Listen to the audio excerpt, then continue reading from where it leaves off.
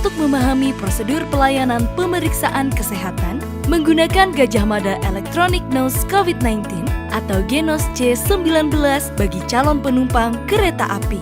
Saat tiba di stasiun, calon penumpang wajib melakukan pendaftaran layanan pemeriksaan dengan menyertakan kode booking tiket perjalanan kereta api kepada petugas. Setelah proses verifikasi selesai, calon penumpang wajib melakukan proses pembayaran untuk mendapatkan kantong udara Genos C19. Calon penumpang dilarang untuk mengonsumsi makanan dan minuman kecuali air putih serta merokok dalam kurun waktu 30 menit sebelum melakukan pemeriksaan Genos C19. Setelah menyelesaikan proses administrasi, petugas akan menjelaskan cara pengambilan sampel napas. Calon penumpang akan diminta untuk melakukan 3 kali proses pengambilan dan pembuangan napas dengan cara menghirup napas melalui hidung dan dibuang melalui mulut. Saat proses menghirup napas yang ketiga, napas dihembuskan ke kantong udara hingga terisi penuh.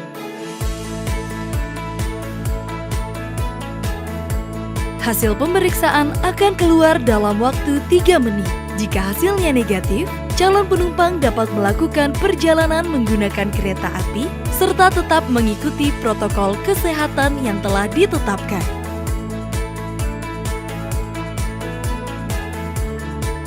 Jika hasilnya positif, kami akan mengembalikan biaya tiket sebesar 100% dan menganjurkan untuk segera melakukan pemeriksaan lebih lanjut. Terima kasih telah mempercayakan Kereta Api Indonesia sebagai moda transportasi yang setia menemani perjalanan Anda.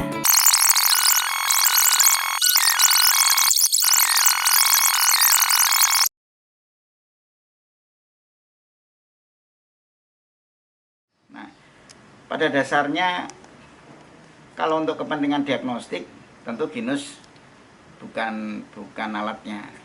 Ya, jadi untuk kepentingan diagnostik tetap PCR. Kalau Genos ya sampai saat ini belum bisa untuk diagnostik ya. Tetapi untuk kepentingan screening, jadi screening itu penjaringan ya, itu oke-oke saja lah ya. Tetapi ingat bahwa kalau tujuannya adalah untuk apa sekarang, misalnya untuk transportasi ya, untuk persyaratan perjalanan. Nah, kan perjalanan itu kan kita mau mencari yang betul-betul negatif. Jangan sampai nanti orang yang disangka negatif tapi belum tentu negatif, jadi artinya negatif palsu ya, sampai lolos ya, karena misalnya gini, misalnya hasil tes Genosnya dia negatif, kan dianggap dia negatif toh, padahal bisa saja itu false negatif, yang false ya, jadi artinya sebetulnya positif tapi terdeteksi sebagai negatif.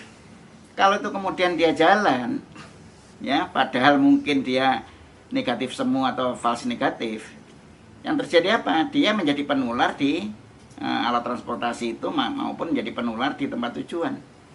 Nah, itu yang berbahayanya begitu. Jadi sebetulnya ya kalau hasilnya negatif tetap harus, karena ini sifatnya kan screening ya. Screening itu tidak bisa begitu kemudian dinyatakan negatif langsung dinyatakan lolos, tidak bisa ya, tetap harus kalau dia negatif ya tetap harus dites dengan antigen tes atau PCR tes.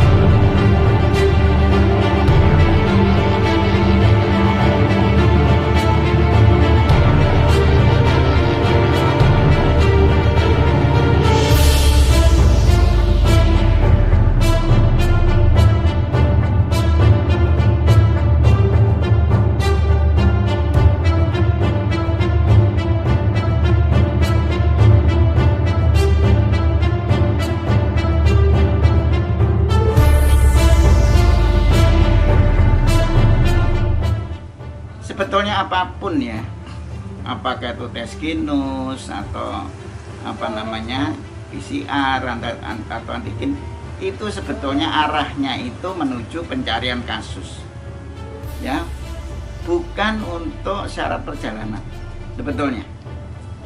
Jadi tes semacam itu tidak bisa untuk syarat perjalanan sebenarnya. Kenapa? Prinsipnya kalau kita bicara tentang virus, ya, virus itu kan menular kalau ada mobilitas dan interaksi. Itu prinsipnya. Nah, jadi yang dibatasi ya mobilitasnya dan interaksinya.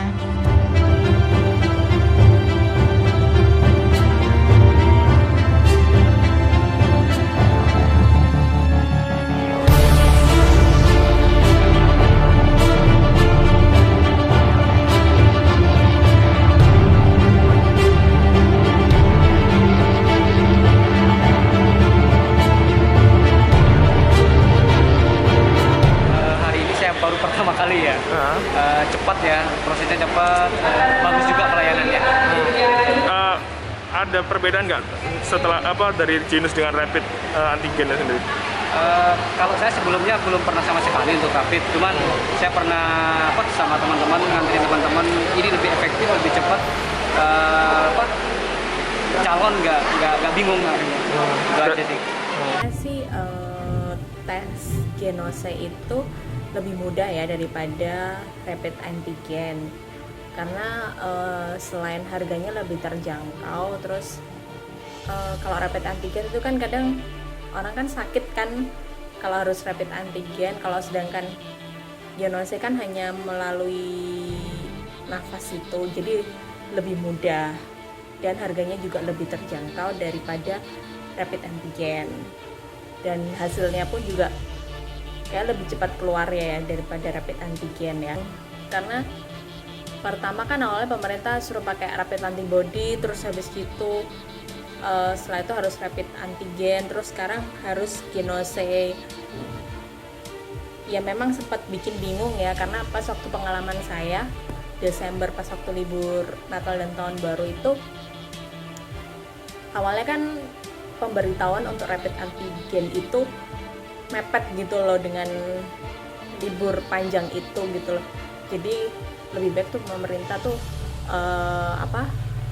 sosialisasinya tuh harusnya jauh-jauh hari gitu loh, jadi nggak mepet-mepet pas mendekati libur panjang, karena banyak penumpang yang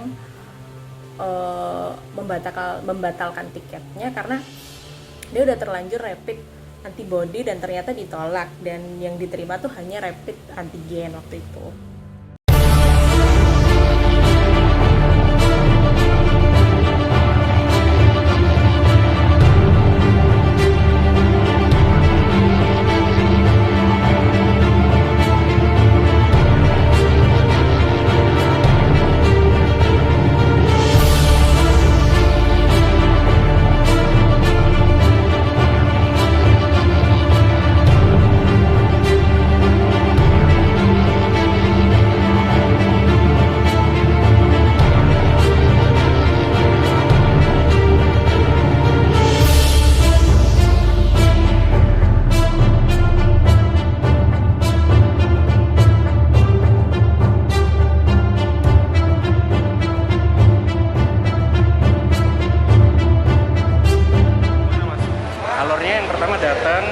Suruh print tiket dulu, setelah print tiket baru diberi nomor antrian, setelah diberi nomor antrian baru ke loket ya untuk pembayaran. Nah, setelah pembayaran dikasih kantong, udah langsung tiup di situ. Setelah itu suruh nunggu 5-10 menit hasil keluar sih.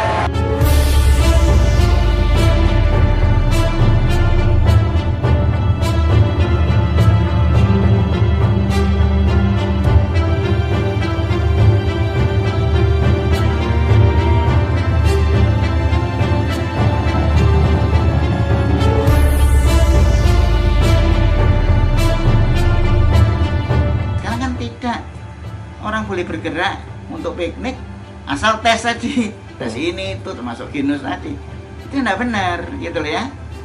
Dan kalaupun bergerak ya, tetap harus 100% protokol kesehatan. Itu yang paling penting. Ya, pakai masker, jaga jarak. Karena yang paling utama itu ya jaga jaraknya. Meskipun pakai masker, jaga jaraknya nggak sampai 1,5 meter misalnya, masih ada kemungkinan untuk tertular gitu.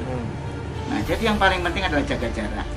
Baru pakai masker dan cuci tangan menggunakan sabun dengan air mengalir.